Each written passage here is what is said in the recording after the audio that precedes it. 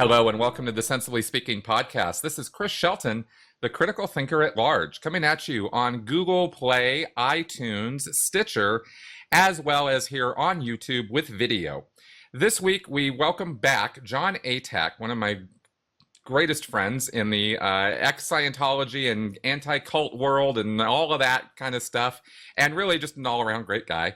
And author of Let's Sell Them a Piece of Blue Sky, one of the best books on the subject of Scientology, and breakdown of L. Ron Hubbard's history, Scientology's history, and what that's all about. So if you haven't heard or seen that book, I cannot recommend highly enough that you get it.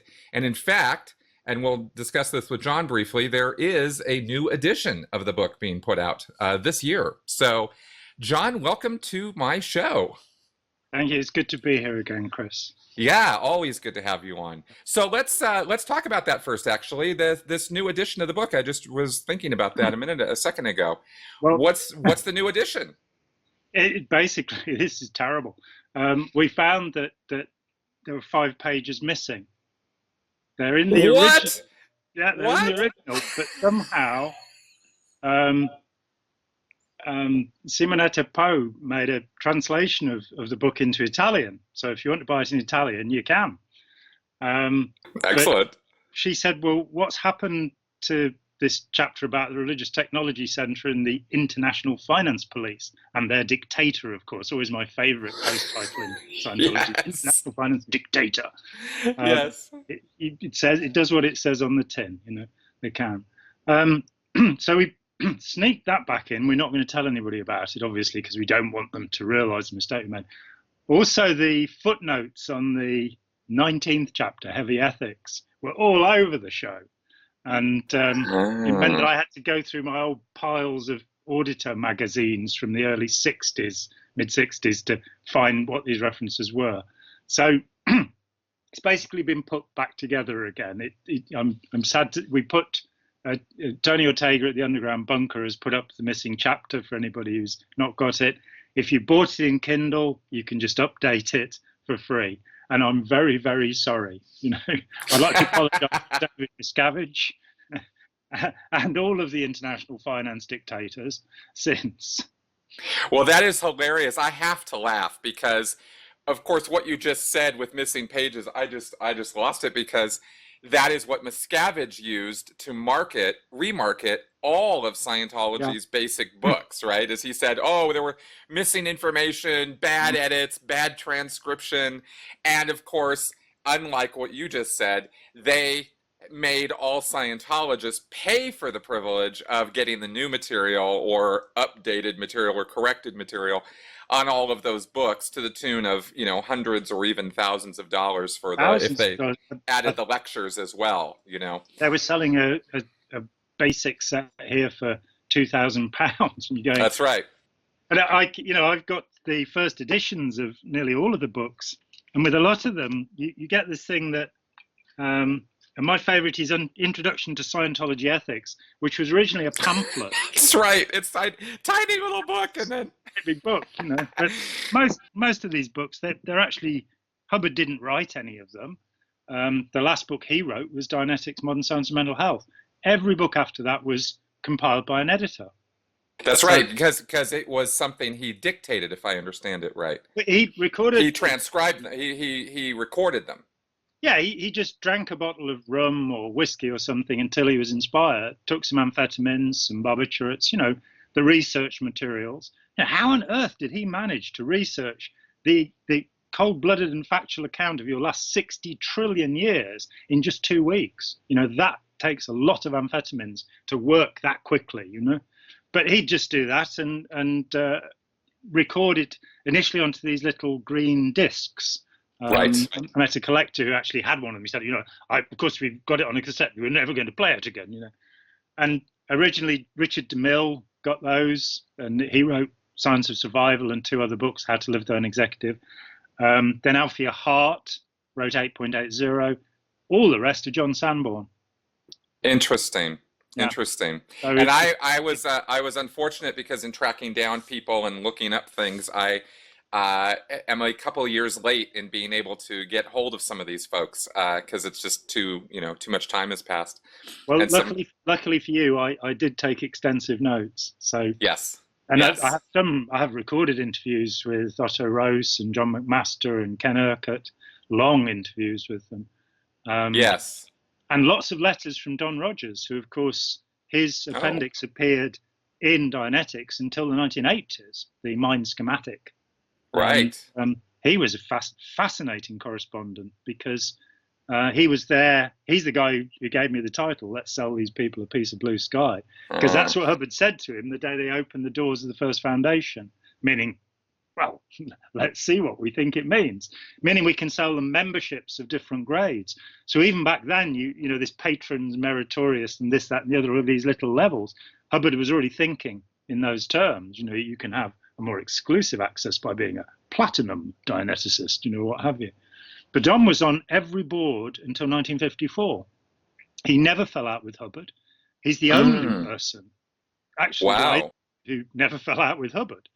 And he said he left because his case was cracked, you know, and he did black and white processing in 1954 and said, right, I'm fine now. When I was corresponding with him in 84, he suddenly became interested in getting more auditing. And he sent me all of my letters back because he said, I know that they'll demand that I give them to them. Wow.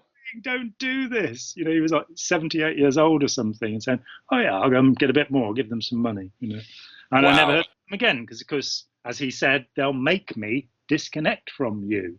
Right. And indeed they did. But I've still got, I think, 18 typed pages of letters from him where, for example, he says, well, up until writing the book, which was in the January, February of 1950, the only technique used by Ron Hubbard was deep trance hypnosis. The Dianetic technique wasn't tried out on anybody.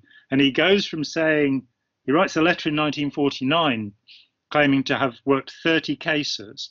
And by the time Dianetics comes out, that's swelled to 273 cases, you know.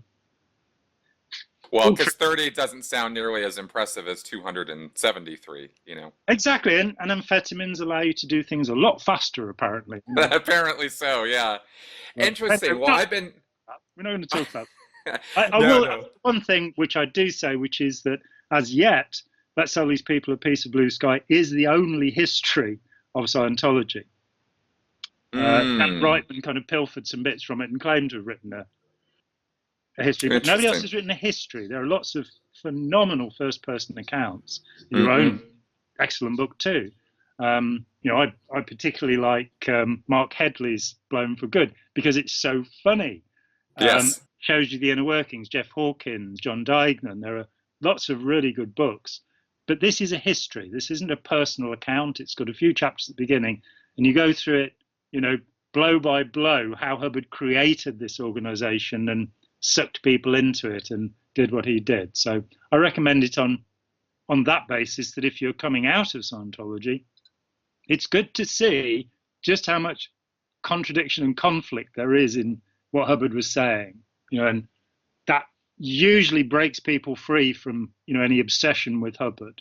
And then, of course, you've got Russell Miller's excellent Barefaced Messiah, which is based upon Let's Sell These People a Piece of Blue Sky. I even have his annotated copy of it because it came back to me.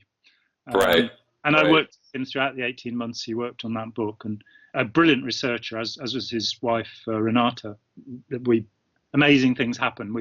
The interview that he got with Hubbard's aunt, Margaret Roberts, that was really show-stopping, you know, finding out what a pleasant childhood Ron Hubbard had had, you know, and he had no reason to turn so nasty, you know. Exactly. Well, without question, Barefaced Messiah by Russell Miller and your book, Piece of Blue Sky by Jon Atack, top of the list of any books that must be read if you want to really understand what Scientology is all about. Yeah. You know, you cannot without those two books. You just can't get it. So, and then of course third is my book. So, yes, so there you go. All right. Well, now let's talk about let's switch gears a bit here because You are working the Open Minds Foundation. We've talked about that before, discussed that, but what is the latest and greatest there? What's happening? Well, our focus has been on really how do you get this over to people? It seems it comes down to there's a single obstacle to understanding all of the tricks that are going on in these scamming organizations and these con artists, people in abusive relationships, and that is our own level of self-deception. That psychologists talk about lacunae, which we mortals call blind spots. That it is invisible to us.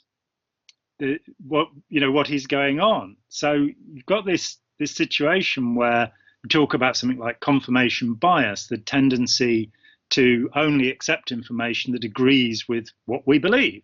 Right. The foundation of the famous cognitive dissonance. And that tendency, of course, is invisible to the individual who has it. So you don't know. And how do you persuade somebody to look at that in themselves? And that's, there are tens of sites out there trying to explain, cognitive dissonance and critical thinking. But if you say to somebody, are you being manipulated? Then the answer will be no. If you say to somebody, often somebody who's involved in a dangerous, high demand group will say, but do I look brainwashed? And the answer to that, as Steve Hassan pointed out many years ago, is how would you know if you'd been brainwashed? And the point is, it's that invisibility that you have to get through. If you then try and talk about hypnosis, then that immediately puts up a tremendous barrier for most people, because they know that it works on other people, but it wouldn't work on me.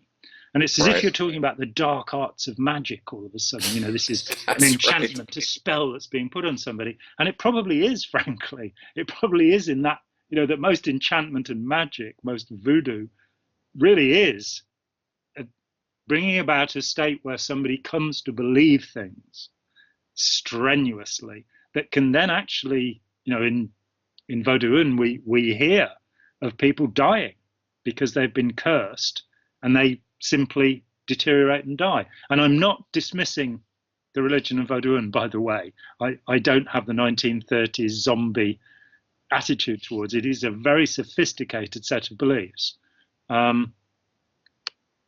There's a book by Maya Deren about it, which is extremely good. Just in case anybody wants to go read up on voodoo. But nonetheless, there is this, that we act within our community, we act within our group, and we have all of these mechanisms that have been so well investigated, like groupthink, the tendency to simply accept what the group says, milieu control, as it becomes in Robert J. Lifton's thought reform model. Mm-hmm. And we tend of which like peer pressure and that sort of thing and social hierarchy are parts of that groupthink model. We definitely know that is a thing. It's not just some theoretical. Well, you've got the little experiment where you get a group of people to sit on chairs and they stand up every minute. And as new people come and sit on the chairs by them, they will automatically stand up with them without any question as to why they're doing it. That's right. You have Solomon Asher's experiment with the lines where everybody in the group says, no, they're all the same length. And the person who's been pulled into the group will usually, 2/3 of the time, probably, maybe a bit more, agree. They'll start seeing what they're told to see. Mm-hmm. It's very easy to see that happening to other people, but psychologists, are fantastic at coming up with babble to describe things. Talk about the fundamental attribution error, and when you look at the Wikipedia definition of that, and it's like, what on earth are they talking about? Basically, what they're talking about is, if I'm late for a meeting, then it's because circumstances prevented me from getting there on time. If you're late for a meeting, it's because you're deliberately spiting me, and we have this telescope through which we see the world that minimizes our own actions and maximizes other people's. How do you get through that? That's been the obstacle that, you know, we've been working with now, we've had 3 years of working, and, you know, I've been writing about it and appearing on podcasts and doing everything I can to get it over. And I realized that reluctance, that inability to kind of go, well, maybe that means me, means that you have to show it in a different way. You have to say, not are you being manipulated, but is anybody you know being manipulated? And at that point, so, you know, it's like, are you gullible? Bring No, it closer to the person, though.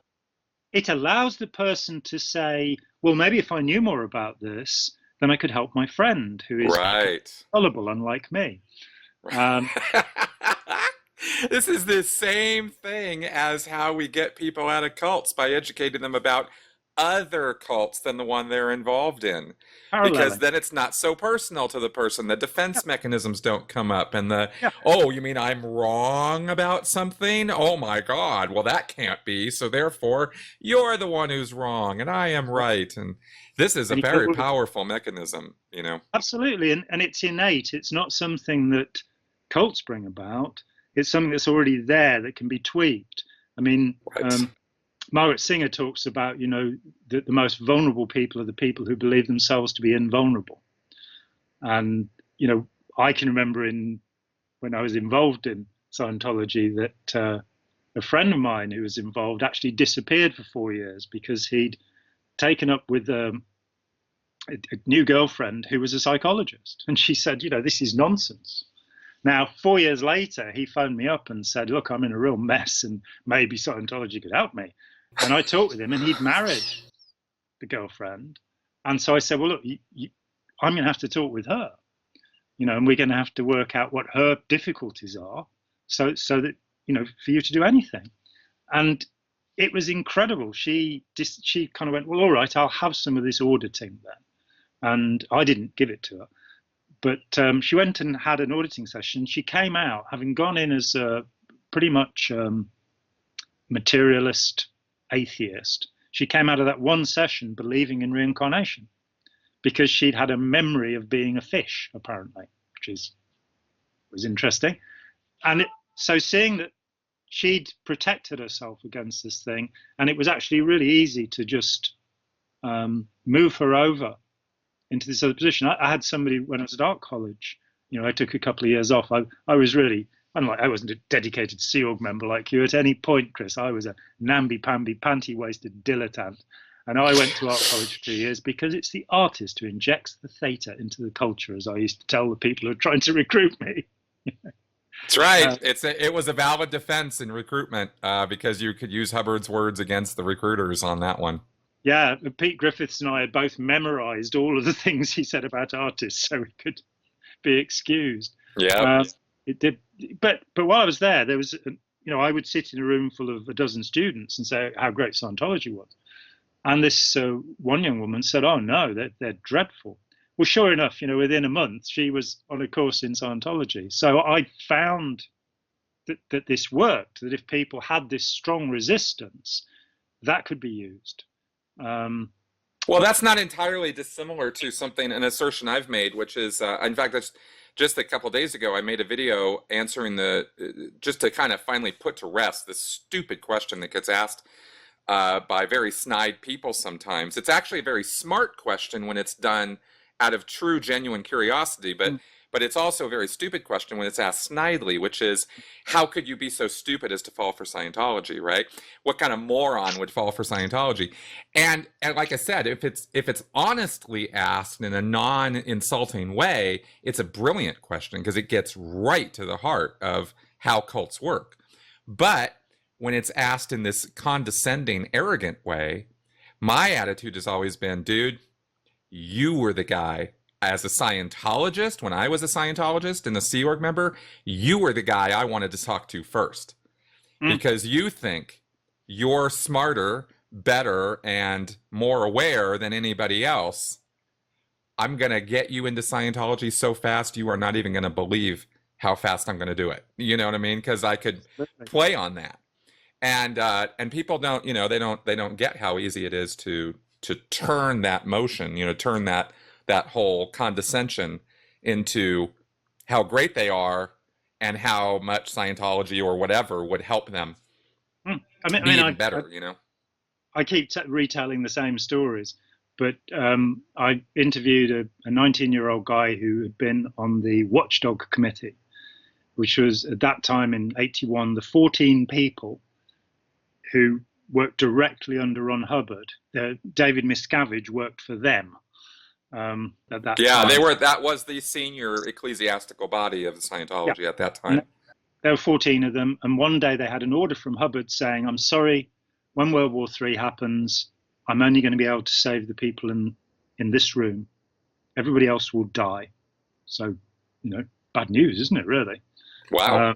From the great man. And this guy left. He was 18 or 19 when he left. And he said, "My parents brought me up in this. If there's going to be an apocalypse, I'm going to be with them. I don't want to," and he's probably looking at the other 13 people in the room, but I don't want anything to do with these people. Wow. So I interviewed him over two nights and promised that I would never reveal his identity, and I never have. I won't make a joke about this. It's probably best not to, because I'm all too often taken seriously when I make these little asides. I've found people come back to me years later and say, "You said this," and I go, "What?" Right. Sense of humor. Of course, I don't sleep in a bed full of jelly. But, well, I'm glad nothing like that's ever happened to me. Yeah. At the end of 2 nights of talking to him, he turned to me and said, "The great thing is John will never be conned again." And he was selling insurance door to door at the time. So I looked at him and said, no. The great thing is I know I'm gullible. I know I can be taken in. That's right. That's the actual lesson. Yeah. And what Scientology, my 9 years in Scientology taught me that I was arrogant. That's what it taught me. I'm afraid it hasn't gone away yet, but I'm still working on it, But, as are we all. As are we all. I hope they could have learned it in 3 weeks. 9 years was a bit, elaborate. But I didn't suffer. I'm the only ex-Scientologist I know who didn't suffer, who wasn't abused, who wasn't humiliated, because I was never a living member. So, but then you go to that next presumption, which is, I was talking to Pierce Redmond at Hawkins Policy Review the other day, and you get to this thing. He said, "Oh, I saw this video that you did where you said that you don't really like being called, here's Jon Atack, an ex-Scientologist." And it's like, well, yeah, it's 34 years since I left, and it doesn't really define me very well. And it's rather like saying I'm a former idiot. Right. Exactly. And it's true. I mean, you might as well say, I'm a former Boy Scout. I mean, it's true, but that was, 40 years ago. I mean, come on, let's move on. And you may have been the youngest Eagle Scout in the history of the movement. Yeah, right. Well, interesting. And in fact, this whole line of what you're discussing here goes right into what I wanted to actually ask you about more, which is something I've been taking a much harder look at over the last year or so, personally. And that is my own responsibility for what happened to me, right? And it's only possible to do something like this. I got to really stress this, because this gets into very difficult territory, because there is the potential, when you start bringing this up, of people hearing you wrong and hearing something different than what you're actually saying, right? I am not in any part of anything that you or I are going to be talking about in the rest of this podcast at all interested in victim shaming or victim blaming or it's all your fault or anything like that. That has nothing to do with what we're talking about here, right? But I am going to bring this up because I think it's important, and that is that you come to a point where you go, okay, yes, there is a destructive cult leader, and there is an abusive relationship that occurs, and the abuse is coming from the destructive cult leader. I'm not the one who is originating or creating the abuse, right? So no, it's not a thing of, well, it's some kind of BDSM thing or something like that, and I'm just as responsible as he is. No, when you're victimized, you're victimized. But there is this thing of, well, I did put myself in that position. I did willingly go along with it. I was gullible. I did fall into line with this. I put my own energy and effort into it. And I guess the simplicity of what it comes down to for me in looking at this is if a destructive cult could be looked at as an abusive relationship between a leader and followers, a follower or followers, whether it's 2 people or 2,000 or 2 million, that leader can't do anything if he doesn't have followers.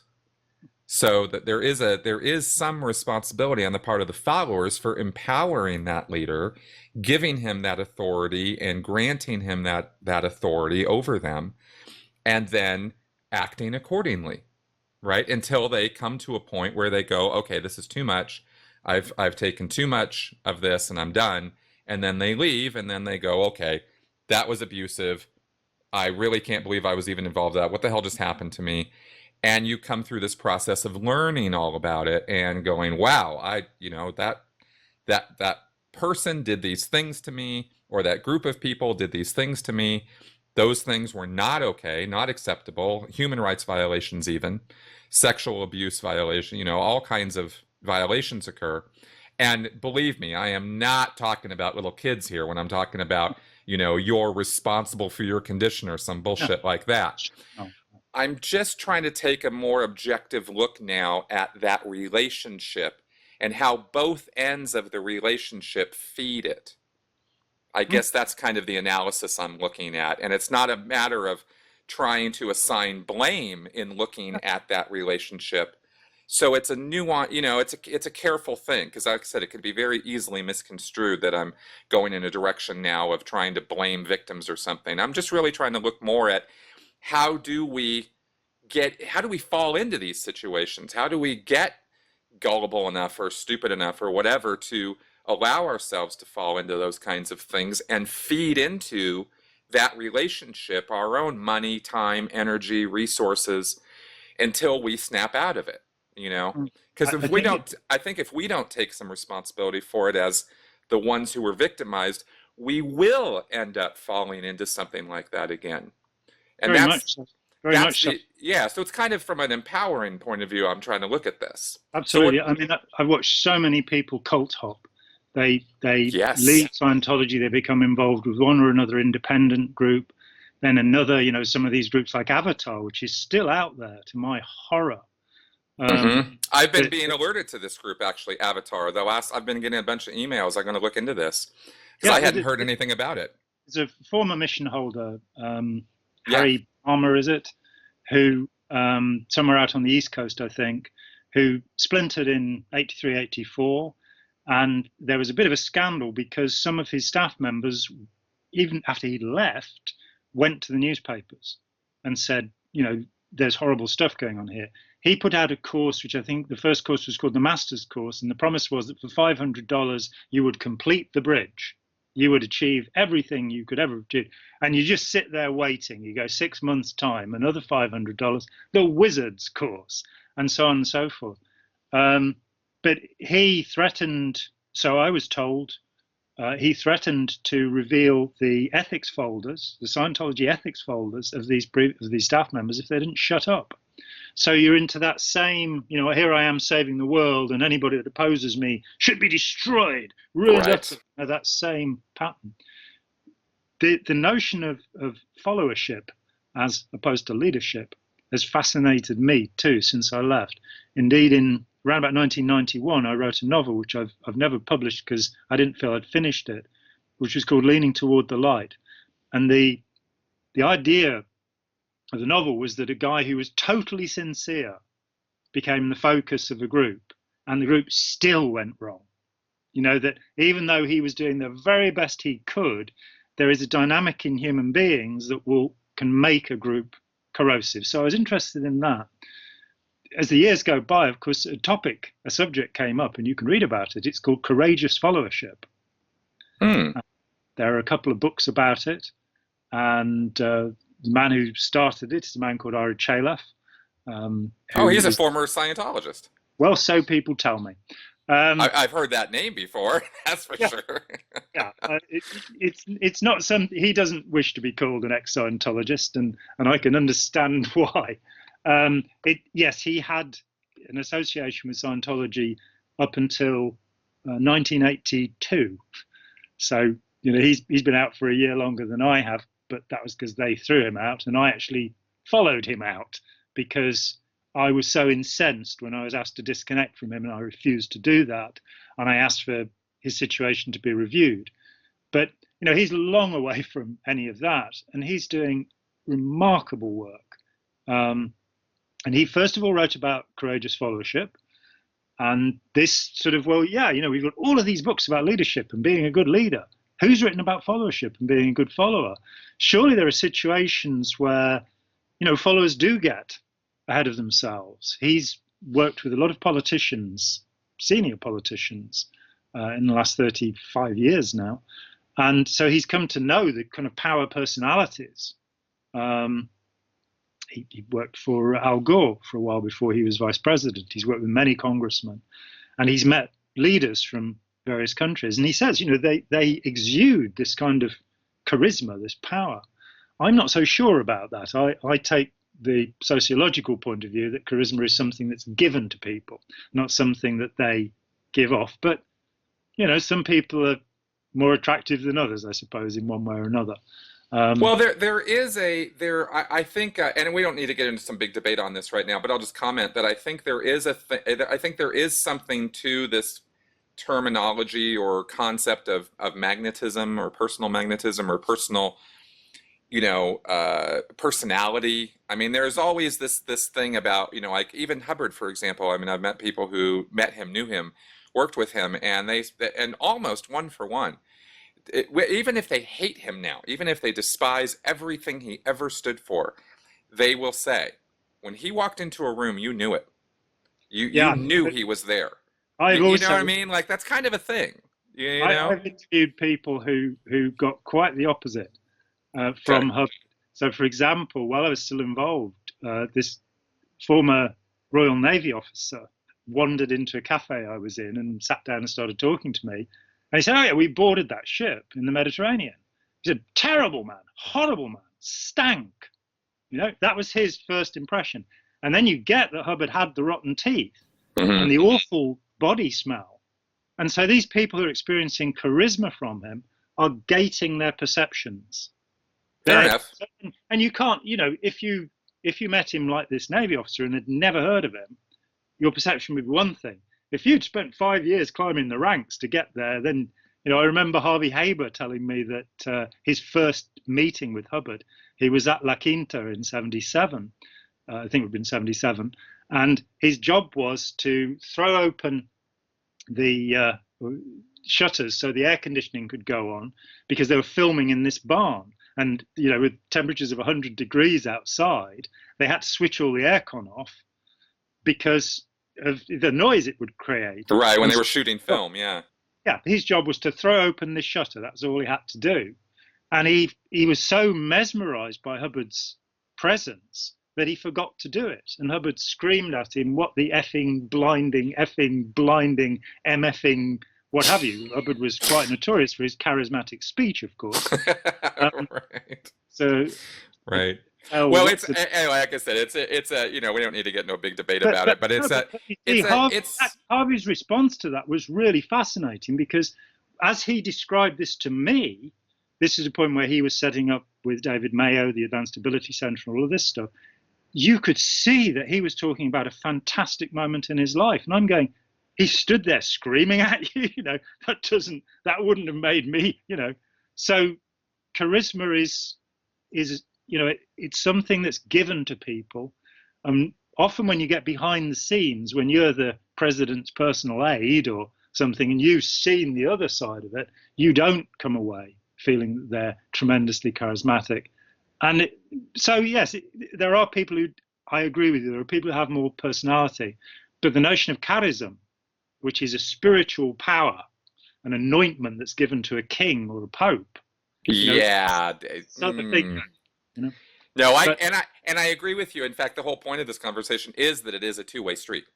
So I'm totally tracking with you on that. I don't disagree that there is power given, and that there are people who have power who, or charisma, we'll say, right, a presence, authority, right, who, might, have some presence of mind and sociality or whatever, who can put themselves out there and people take note of them. But yeah, that's only going to go so far if people are not then feeding that. Yeah, I mean, Caligula, Nero, Tiberius, go through a list of these monsters, and they had Right. charisma. What is this power, and how does it emerge? I think that takes us into a fascinating area, which has been bewildering me recently, which is that I think that there are probably 4 levels of relationship for any human being.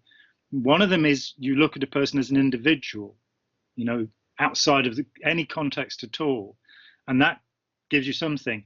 Then you have the close relationships, the friendships, the intimate relationships, in which what's called a folie à deux, a madness of two, can emerge. Then you have the groups, and in that you have a folie à plusieurs, the madness of many. And what we call cult groups are folies à plusieurs. Inside that, there are certain reactions, but there's one beyond that, which I will call the swarm. You could call it the herd, the pack. Gustave Le Bon, the founder of social psychology in the 19th century, whose books were read by, Mussolini gave a copy of his book, The Crowd, to Hitler, who kept it on his desk. Teddy Roosevelt made a special diversion when he visited France to meet the great Gustave Le Bon. And Le Bon said that the lowest common denominator of the crowd is the stupidest person in it, and that is the intellectual level of the crowd or swarm.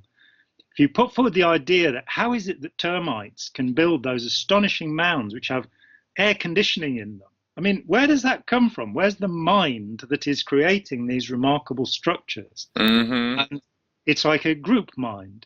And I suspect that as human beings, one of the other massively invisible influences upon us is the greater society.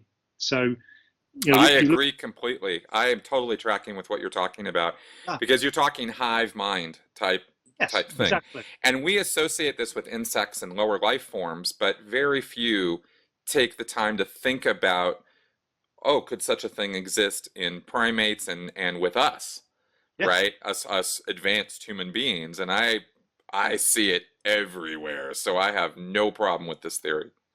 Well, it used to be called mass hysteria. It's these days called mass sociogenic disorder. My friend Kapta Akhmedova, who was working she was a psychology professor and therapist in Chechnya. And there was this case where at 2 ends of the country, at about the same time, 2 schools both came down with many pupils and even a few teachers with exactly the same set of horrible symptoms, including things like projectile vomiting and fits. And a Russian psychiatrist came out, and Kapta walked around quietly behind him, not wanting to get in any trouble. And he said, they're hysterical. And so she let him go away, and then went, well, of course they're not hysterical, because hysteria is an individual condition. How can a group of people develop these same symptoms? It took her 2 years to get all of those people out of hospital again, because they all believed they'd been poisoned by the Russians. Oh. Now, if you move that back and look to Loudun, Aldous Huxley wrote a wonderful book called The Devils of Loudun, which became the Ken Russell movie, The Devils. One of the more watchable Ken Russell movies. God, it's not like Tommy. That's awful. Sorry about that. But it's about Urbain Grandier, who was a French priest who was accused of witchcraft by the abbess of a convent. And her nuns came out and talked about him visiting them in spirit form and doing devious things with them. We have the Salem witch trials, the Pendle witch trial here in the UK, where a group of people come to believe something and they start exhibiting the same physiological symptoms. I'm pretty sure if you did fMRIs on them, that you'd see the same brain patterns happening. It's right. This ability to just go into lockstep. Exactly. And I wonder, just to take this out to the point of ludicrousness to demonstrate the point, I wonder if some kind of snowball effect were to start happening with some group like Scientology here, let's say in the United States, where it just took off. Somehow that happened. Maybe the president became a Scientologist or something, or some, major authority figure, Oprah. Okay, let's say Oprah. Let's say Tom Cruise gets Oprah into Scientology, right? Now, this sounds insane, and yet, is it really? No, it's not insane at all. Tom Cruise has influence over Oprah Winfrey. Oprah Winfrey could think L. Ron Hubbard has a point and could promote Dianetics on her show. And that would absolutely cause, there is no question, that would cause a boom best-selling craze with Dianetics. It would become a thing again, right? Despite everything we've been talking about for years, right? Oprah did do it. It wasn't Scientology. It was the book The Secret. Which is, it's based on exactly the same Christian Science, New Thought principles as Scientology is. Which Hubbard, in fact, admitted in letters in the early 50s, that he'd drawn this thing out of Christian Science, which is basically you create the world. The world is a consequence of your wishing. Now, as one grows up a little bit and thinks a bit more, the complexity of just 7 billion human beings all being in step wishing this world into place is a bit much. If you then add all of the baby giant clams, and a giant clam has 2 billion babies, then that's a hell of a lot of wishing that's synchronized. It's like karma. Once you get into the synchronization of it, it's impossible. It's just impossible. However, it somehow seems a natural belief, if the reason that fire happened in New York is because I thought about it yesterday. And there are people who are locked up because they really do believe that everything that they have, solipsism, they believe everything in the world is generated by them. And this is a high order, very deep belief in Scientology, as an example, right? I mean, Scientologists are absolutely convinced that they are the ones creating their life, their world, the things around them, and that everything that exists. I mean, I did a couple of videos on Scientology's idea of reality. Reality is agreement. Well, we all agree the universe is here, and therefore the universe is here. That's, like literally it's a cause-effect relationship between our thinking or postulating and, the existence of a thing, as opposed to we're just, temporary passer-throughs in this great big cosmic universe of ours, right? Totally different point of view. So this is Scientology is steeped in this idea. And if you go back to the 19th century, where the origins of Scientology and most of the big movements of the 20th century, Theosophy, for example. Yes. They originate when little snippets of Eastern philosophy seep into the West. Yes. Now, notably, you've got Schopenhauer, who is the first post-Christian philosopher. So he picks up the Upanishads from India, which are quite remarkable to this day, written between 500 and 800 BC, and put forward a simple view, which is that the universe is a single self, and we're all aspects of that single self. We're all parts of that single self, which is an interesting kind of way of looking at it. It's all connected or what have you. However, I realize that I'm a very, very, very small part of that individual self, on a microscopic scale, really. And that doesn't bother me because it means I don't have to be responsible for the whole universe. Right. I think it's a more, from what you just described there, I'd say that's a more realistic look at things than, our little tiny selves are creating all of this through our, postulates. But it comes down to, there's a book called In Tune with the Infinite, written by a man called Ralph Waldo Trine, and written in the 1880s or something. This book and many others like it have now. Oprah picked up The Secret, and The Secret says exactly this: wishing and hoping and praying and dreaming. I was, and you've got the law of association that's come out of that. I was talking with somebody in the summer, and I was, making some sarcastic comment about this, and to my horror, realized that she was actually a believer. She and her family were involved with the law of association. I said, well, surely the problem is this: that whatever bad that happens to you is your fault. And she said, oh, no, there are ways of explaining that. It's like, okay, so the good stuff, I've wished for, or you get, Nichiren Shosu, which Tina Turner was very involved with, where you have a Gehunzen or a scroll that you pray to. And it's like Janis Joplin, oh Lord, won't you buy me a Mercedes Benz? Or prosperity Christians who, right. Jesus said, if you want to follow me, give everything you have to the poor. And they're going, well, if I pray long enough, I'm going to have me a Porsche car. That's right. That's right. And sending the seed money into the televangelists and all that nonsense. Yeah. And so disconnect, Oprah has been there. Oprah did do it. I think The Secret sold something like 14 million copies after she made it her book of the month. And it is that problem that John Travolta, Tom Cruise, whoever are involved with Scientology, and people say, oh, I want to be like them. And you're going, why? Do you know what it's really like behind closed doors? Go and see what Leah Remini says about Tom Cruise getting pissy with his assistant because the cookie dough wasn't exactly.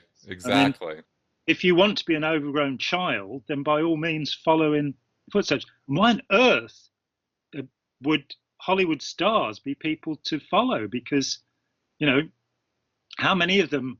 I think about half a dozen. Jack Lemmon and Paul Newman were probably quite decent people, but William Goldman, in writing, wrote All the President's Men and Butch Cassidy and the Sundance Kid. He said he'd only met 2 actors in his whole career who were human beings. One of them was indeed Jack Lemmon. I don't remember who the other was. He said they're all just these narcissistic cardboard cutouts. I think he probably exaggerated a little because I personally love Jack Nicholson and Robin Williams and people like that. But the idea that they will be supremely enlightened because they've been in some movies, that's part of our followership.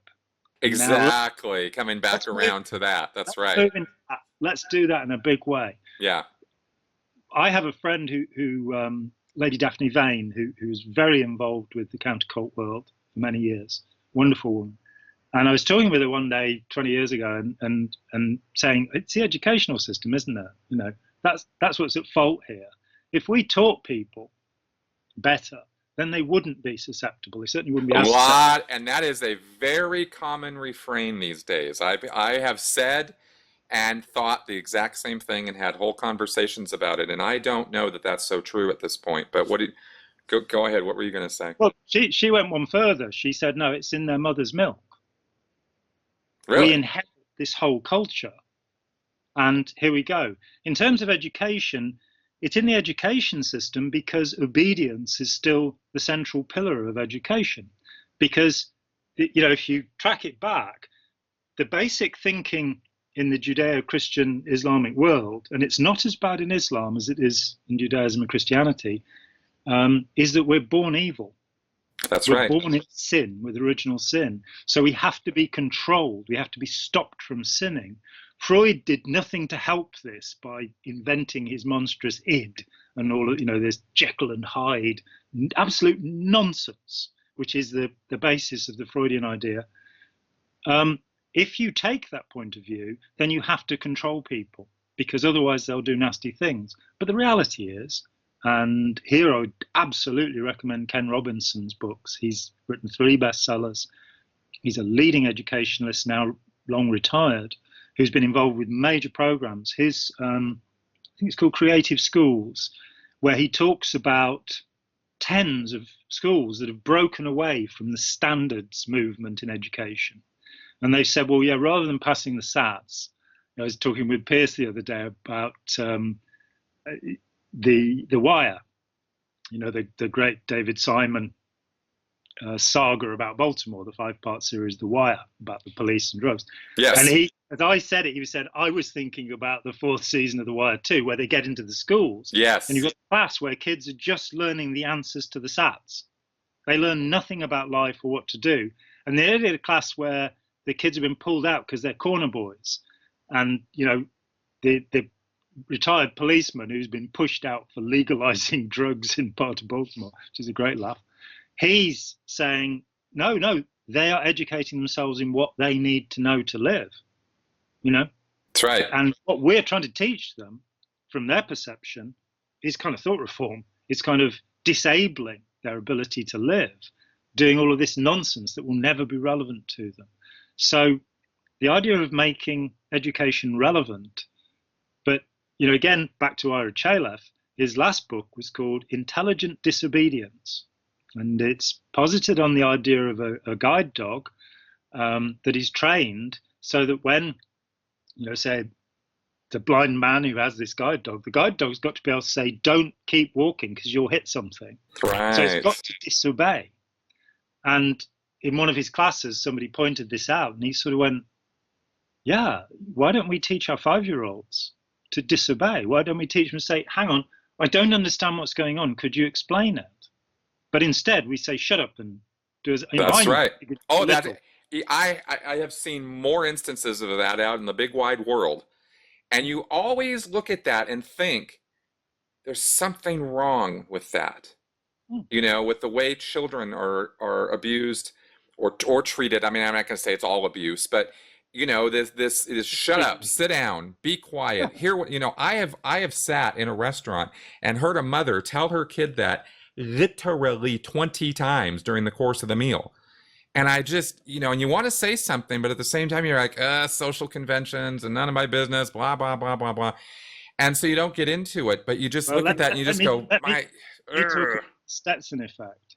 This is a guy who was a scion of the famous hat company, the Stetson family, made a lot of money apparently from the hat. And he said, look, if you're in a racist environment and somebody makes a horrible comment, don't look approvingly at them. That's the first step. If you don't want to get into a fight, you can raise your eyebrows. So it's a matter of choosing a thing. I'm afraid I'm a bit more proactive. If I, sometimes because I've got 4 kids and I've been through all of that, and if there's a limit where I will actually, the one is where, right, I'm going now, I'm going to leave you behind. And you've got some poor 3-year-old being left 20, 30 yards behind with cars going by. So I go and walk by the 3-year-old and stay by the 3-year-old until mummy gets embarrassed enough to get the 3-year-old back. Right. Because there's actual risk there sometimes. Obviously, in a restaurant where they're just being nasty, what can you say? How can you teach them? Joe Campbell told this story about sitting in a restaurant where some lad was told to drink his orange juice, and the lad said, I don't want to drink it. And the dad says, if I'd done any of the things I wanted to do, I've never done anything I wanted to do. And Joe Campbell's going, there you go. There it is. That's right. Misery loves company. Yeah. And so it's passed on. But if the schools, we know so much now about kindness, without getting into empathy, which I think is a total red herring because it's a knee-jerk reaction, empathy. We need to consider what we're doing. We need to develop kindness. And what we found, even in treating, young people who have the callous and unemotional disorder, which becomes psychopathy on your 18th birthday, by the way, but before then you can't be diagnosed.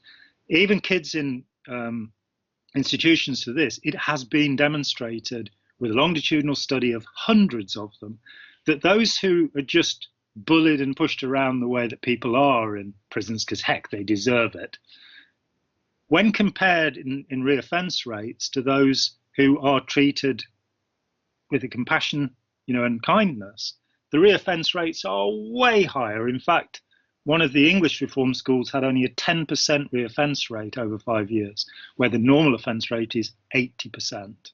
So the difference being, to be totally clear here, the difference being when you treat people with kindness and compassion, they do not become repeat offenders as often as when you are putting them in an abusive rehabilitation situation where the rehabilitation consists of just basically abusing them. Yes, and this terrible just world concept that, again, seems natural to human beings, that, if somebody's been a bad person, they deserve everything they get. And, seeing the Innocence Project, are they up to 300 people now that have come out because they were not guilty? That's right. But that contempt with which somebody is treated, just as soon as, the compassion evaporates. And well, look now, I mean, at this point in time, we're at the place with social media where the accusation is all you need for guilt, to assign guilt on the part of way too many people. And I think, and this again circles back around to the the followership, Yeah. right? Because who's creating that? The person who makes the accusation, or all the people who jump on board and create that situation of, now this person has to quit their job and their life is ruined, merely by accusation, right? Well, we've recently, quite rightly, Hollywood is starting to pay attention to the amount of abuse that has always gone on, the casting couch philosophy. And for sure. Don't get me wrong. That needs to be dealt with too. But I mean, no, I'm agreeing with you that it's great that this is happening. But look at what's happened to Kevin Spacey so far. That a number of accusations have been made against him. The original one by a journalist who was the mother of a boy who he allegedly had pushed onto a bed while fully clothed. And when the lad said, "Get off me," he got off. Mm-hmm. And for that, he suddenly dropped from House of Cards. Now, I believe that the justice system is the foundation of civilization, that if you corrupt the justice system, then you have a corrupt society. I happen to live in one of the better places for the justice system, but I found out how easy it is to be abused in that system when I was steamrolled through it by Scientology. I never saw a trial. I never was allowed to present evidence. My cases were wiped out on technicalities, which later, in fact, within 6 months, ceased to exist, loopholes that could be used. So, I have a certain bitterness, you might call it, towards the system, but I'm still very grateful that system's there. Now, in the US, you can be asked if you've ever been arrested, not whether you've been found guilty of something, but you have to admit to having been arrested.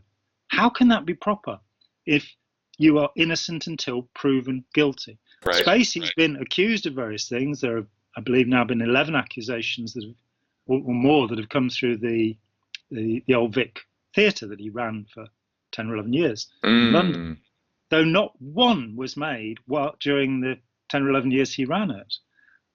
There should be some kind of tribunal, but public opinion says this person is, sexually abusive. With Harvey Weinstein, throw him to the dogs.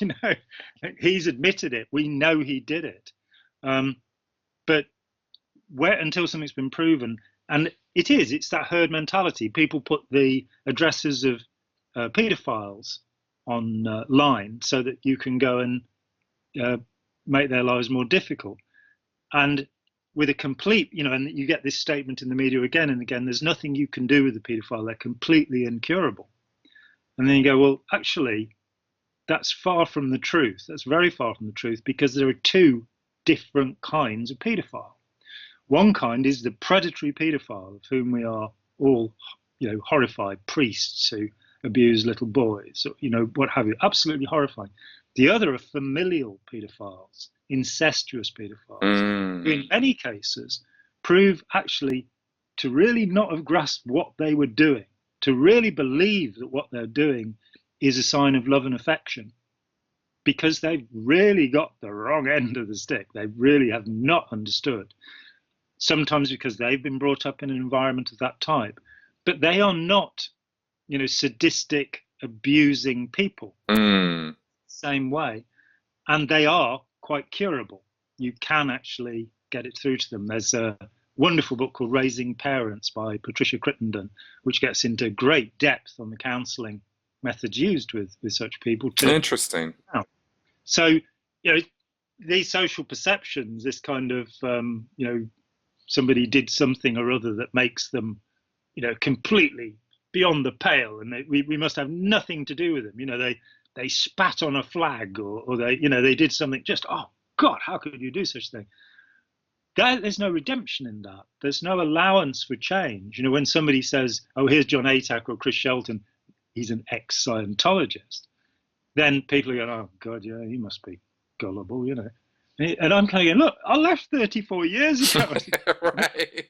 Well, Chris was born into the damn thing, and then you talk with people. I get into trouble because I'm an agnostic. It's the only safe place to be. I don't understand what's going on. I don't know what it is. I don't tend to believe in the kind of God that I'm told about by my Christian friends, because that God actually doesn't really marry with what I read in the Bible. You know, Maimonides, writing in the 11th century, what have you, his opening paragraph in the Guide of the Perplexed is people don't understand that the creation in the image of God is not a physical thing. What is being created is a thinking mind, a moral consciousness. This is what is being said. And you go, ooh, haven't thought about that. That's quite clever for a 12th century thinker or what have you. So, you know, one man, people have a different God. I don't know about God. I don't know about that. Then you go to the other end, and the idea that there's, you know, there was nothing, this brick emerged, it blew up, and here's the universe. It's easy to believe that, isn't it? It makes perfect sense, you know, that 100 billion galaxies poured out of this brick that emerged out of nowhere. See, I have a problem with that too. When I sit down with people and I talk to them and they say, oh no, it's the Big Bang, you see, that's how it all started. And I say, yeah, okay. Without getting into brain theory, BRANE, the 11 dimensions out of which the Big Bang came, you know, I can stun people into silence if I need to as well. But without getting into that, this Big Bang, how do you know this is true? And they say, well, it's been proven. And I say, well, who proved it? And they'll say, Stephen Hawking. And I say, oh, and how did he prove it? And they might know. They might say, oh, well, he wrote a mathematical dissertation when he was 20 years old, which was the first mathematical proof of the Big Bang. That's how smart he is. And I say, and have you read it? And oddly enough, I haven't met anybody yet who's read it. So you believe it because he says it. How is that different from believing the priest or a Bible or what have you? Let's get a little bit of humility into this picture and accept that, you know, as with Charles Darwin, I'm an agnostic. You know, he never arrived at atheism, despite what people are now saying. He said, I don't know, it's too big a question. I'm just a human being. Exactly. Exactly. And and everything you're talking about right now is exactly my problem. And many people, many religious believers' problems with what I call militant atheists, the ones who are asserting certainty on that which cannot be, cannot be certain of. Yes. You know, which is not all atheists, you know, but yes, I have definitely run into that. It's not even most atheists. And I think it's lamentable that Richard Dawkins, Hitchens, and Sam Harris, a neuroscientist who should know better, and you hit it the nail on the head. They trade in certainties. They say we are absolutely certain.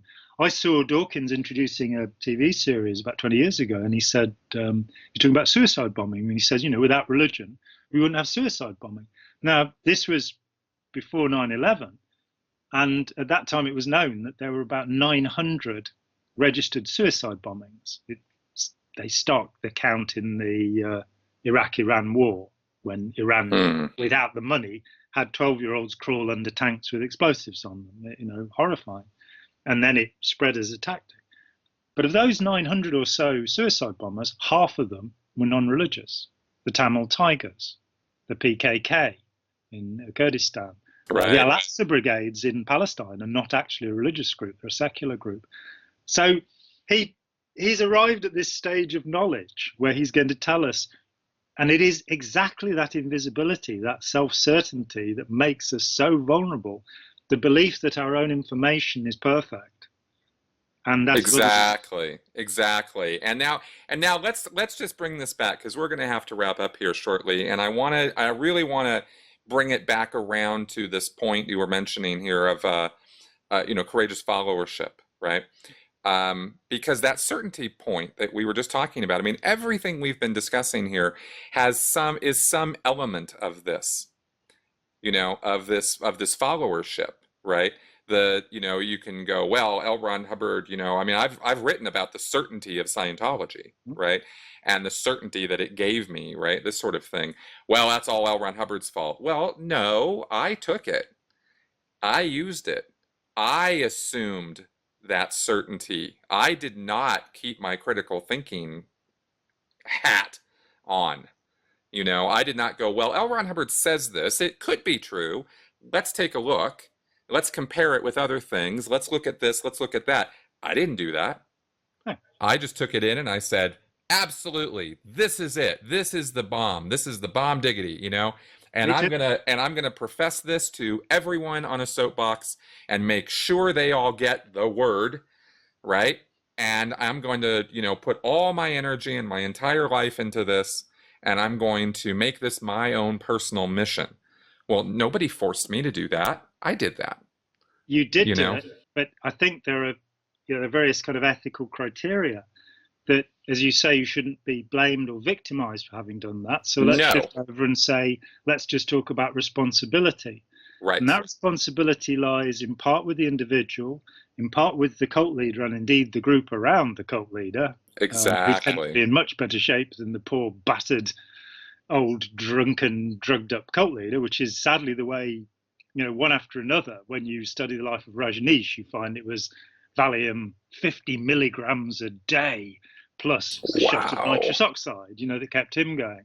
Or you look at John Roger and MSIA. Again, you all sorts of prescription drugs going down there. These poor, sad shells of human beings, these malignant narcissists who, just to know they're alive, have to be adulated by other people. Not really the kind of thing. It was one of my problems with religion was, well, why would I worship anybody? Why would they want to be worshipped? So when I met the Islamic notion that Allah, Jehovah, call him what you will, God, creates the universe so that it can share in his beauty. That to me was a much more lovely idea than somebody going, oh, I'm so fantastic, pray to me all the time. That is a bit weird, Yeah, the Old Testament God is a jealous God and this sort of thing, yes. I think he's probably every sort of God. I mean, there is the, all evil comes from the Lord is one of the statements. And Satan, of course, only occurs twice in the Old Testament. Satan is, the devils are very much a Christian, probably taken in from Zoroastrianism, in fact. At the meeting voice, yet Neoplatonism, Zoroastrianism, the ideas of Alexander the Great's followers, which had already gone into Judaism about resurrection. Religion is an evolving thing. It's one of the reasons I don't like Dawkins, because he's throwing away, or I don't like his ideas at least, he's throwing away this rich history that shows us how to think about things. So reading Machir Eliard's History of Religion, you've got, oh yeah, well, the next question would be, is Jesus the same as God? Does he have the same lifespan as God? Is he co-evil and co-eternal with God? And of course, then you get the split into the so-called Arian heresy, the people who took the Roman Empire over, the Western Empire, the so-called barbarians. They were Christians who were pissed off that the other Christians believed that Jesus was something more than the creation of God, And every idea you come to, when you have the host, you have the wine and the bread. If the priest is impure, is the blessing proper? And will it transubstantiate into, well, it's called the Donatist heresy, that there were people who actually believed that if the priest was impure, the host was no use. Catholic Church, as dogma, says, no, doesn't matter how many little boys he's fiddled, his blessing is virtuous because it comes from the charisma, there's that word, passed to him. And I look at, right through my life, right from my teens, I've read more and more of this stuff, and it fascinates me. If this, then what? And you take, now once you believe this, you go that way. Now that's true for all of us in what we believe, that we grow up with certain beliefs. I remember being shocked as a teenager to read Shusaku Endo's book, The Silence, about Christians in Japan. Of course, Christianity was made illegal on pain of death in the 17th century in Japan. You would be crucified if you were caught, and that would be you. And there were whole villages that actually hid until the 1850s, where America bombed Japan back into the rest of the world. That these cells existed for over 100 years, and he writes about it. But what shocked me was that as a Japanese Christian in modern times, there were definitely things he accepted culturally that to me are really weird. And it made me realize that therefore my culture, like it or not, I'm seeing outward from my culture. So, go to China and they think it's weird that you eat cheese, and Right. you eat dogs, come on. And Right. well, why shouldn't I eat dogs? They're noisy, horrible. That's right, and so many of our values are based on that, and people are just completely blind to it. They just accept, well, I grew up this way. This is how it is, either familial, cultural, educational, whatever the biases. I've called these, our biases. I mean, that's what these things are, and they come from all of these places, and we accept them as as natural. Of course, this is how it is because this is how I was raised. How could it be any different? And then you look across the world and you go, well, they're a bunch of weirdos and I don't want to have anything to do with them. And let's close the borders and let's shut everything down. And, this kind of isolationist, insular thinking is not healthy. Xenophobia or xenophobia, if you're an ex-Scientologist. That's right. Ken Burns in Jazz, his great series Jazz, interviews a white critic who grew up in Mississippi or wherever, through the teens and 20s of the last century. And the guy says, throughout my childhood, I was told that Negroes were a different species. Now, this was commonly believed into the 1950s. In fact. That's right. Thus, you have the word genocide. You're not killing off a genus. That's a racist word. You are, races. That's a racist word. There are no races. There is only one species of human beings. We are completely interchangeable. We can breed with one another. Therefore, right. That's right. But so even the liberal terms can be wrong because they've come from a culture. But this guy said, so I was told that these people were stupid. They're kind of like apes. They're not. And then I saw Louis Armstrong playing, and I had to say, this is the first time I've seen a genius. And the cognitive dissonance, his value system came apart. I think if we could teach children to embrace dissonance, to say, oh, that's really interesting, that disagrees with what I think. But we even know that, we pretty much know that whenever a thought enters your head, there's some neural pathway that's created. So when anybody contradicts that, the first impression tends to stick.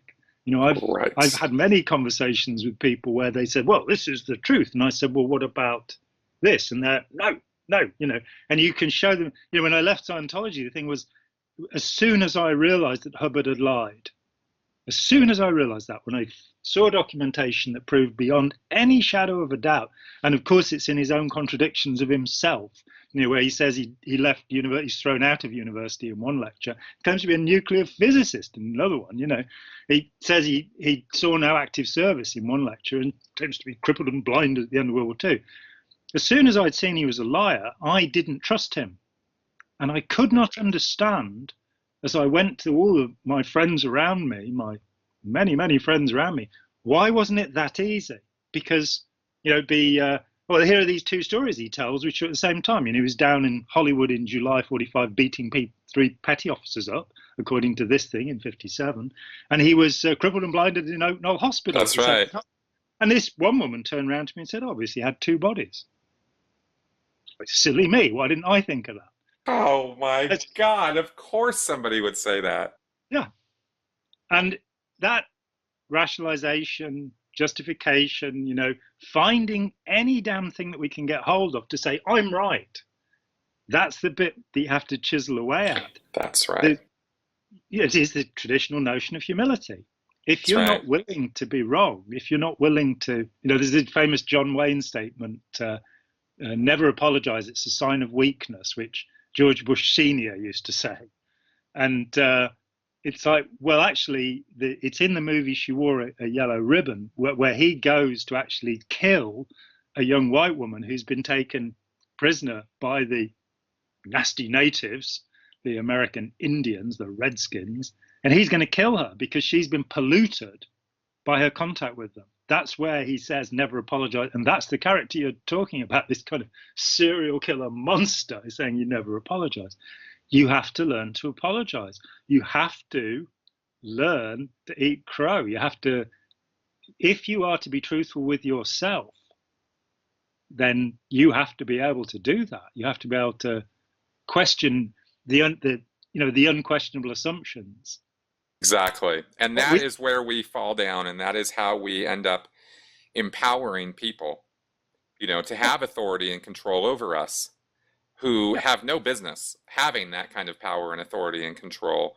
But, if we don't look at our own failings, that are going on up here, our own mistakes or errors. I don't even, maybe failings is even the wrong word. I mean, the mistakes that we make, the errors in judgment, the lie we chose to believe. And then when we find out it's a lie, we still choose to believe it. These kinds of things are how we contribute to that picture. And we make this possible because we empower cult leaders to be cult leaders, because they can't be a leader if we're not following, and you look through human history, it really is quite scary, the things that people have done. The Roman games, where every 2 days in every major city in the empire for 400 years, animals and ripped people apart for public entertainment. Now, what is that telling us about the mass of humanity?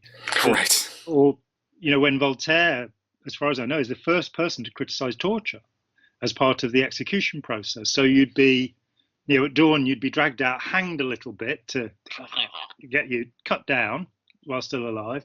Then you'd be dragged around the streets a bit, and you'd have your entrails drawn, having had your penis and your testicles chopped off. You'd have your entrails drawn, all your guts, and burned in front of you, and you're still alive. And people went, and this was a big street party. So I think we need to be a little bit cautious about human nature, and ready to understand that, and get that if we taught kids to question things. And again, I don't get into this kind of, there are these intelligent people and these stupid people. That's not my perception of humanity at all.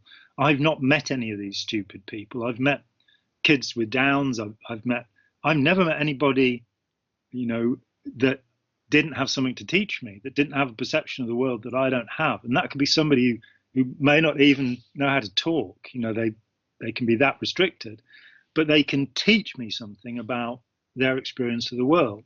So not, making that class structure that says clever, stupid, that of course there's me and my mates, and then the stupid people. That's right.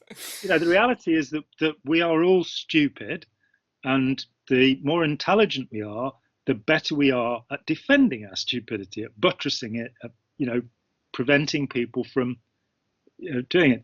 In Scientology, I knew 8 medical doctors in the UK. One of my course supervisors was a PhD who worked for NASA. Indeed, there was a guy on the Apollo program, a senior guy. You look at the great musicians who've been involved in this group. Lee Konitz, for example, Chick Corea.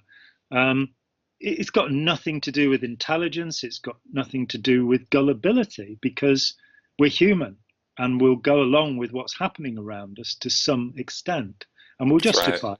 And we'll, through the fundamental attribution error, we'll go, well, I was actually being quite smart. I had a friend who she said to me, I never really believed in Scientology. This wonderful woman, Shiona Fox-Ness, wonderful, wonderful woman, sadly long gone. And she said, I never really believed in it. So I said, Shiona, so you sold your business and you gave all the money to Scientology. You then moved with your 8-year-old child to Los Angeles. You left your 8-year-old child in the care of complete nutcases. You worked a 90-hour week for, I think she got about $30 because she was way up in the executive. And yet, Shiona, what would you have done if you had believed in it? Exactly. All right, Jon, we're going to wrap up here. This has been a fascinating talk, as always. And the only reason we're wrapping up is just because of time considerations, because we could just keep going on about this. As we do. Yes, it's always good fun. I just hope it's not too tedious for. No, every single time I think we might have gotten into, maybe some territory that might be over some people's heads, or maybe it's too deep, or maybe it's this or that. I tell you, the feedback almost 1-for-1 is, God, I wish you guys would have talked longer. So well, we are. Yeah. So we're just gonna talk more often. That's all. All right, John. Well, thank you very much for being on board here. And let's just wrap up the show here. Folks, thanks very much for coming around. I very much would like to hear your feedback on everything and anything that we said here today, whether it's good, bad, or sideways. Leave it in the comment section on my YouTube channel or at sensiblyspeaking.com. John, thanks again for being on board. And Thank you. Sure if anybody wants to ask questions that we might talk about, in a month or two when we next, I've many questions. I don't particularly want to talk about Ron Hubbard and Scientology. No, if there are questions about open minds or courageous followership or any of this, I'm very happy to try and field them with you. Beautiful, beautiful. We will definitely be talking again soon, probably in the next month or so. Sounds good to me, Chris. Awesome, Thanks, man. All right, talk to you. Bye-bye.